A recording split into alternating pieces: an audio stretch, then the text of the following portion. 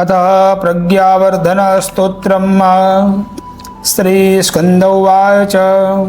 योगीश्वरो महासेनः कार्तिकेयोऽग्निनन्दनः सनत्कुमारः सेनानिः स्वामी शङ्करशम्भवः गाङ्गेयस्ताम्रचूडश्च ब्रह्मचारी शिखिध्वजः तारकारेरुमापुत्रः क्रौञ्चारातिः शराननः शब्दब्रह्मसमूहश्च सिद्धः सारस्वतो गुहा सनत्कुमारो भगवान् भोगमोक्षप्रदा प्रभुः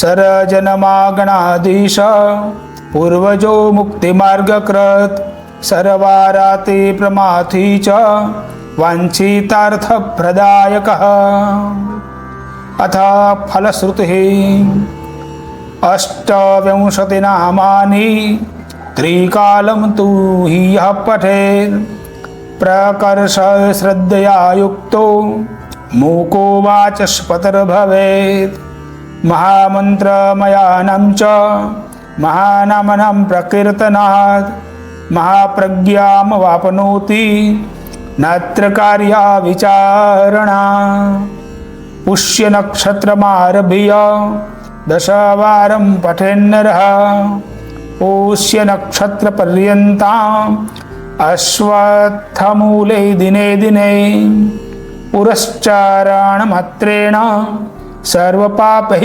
प्रमुच्यते।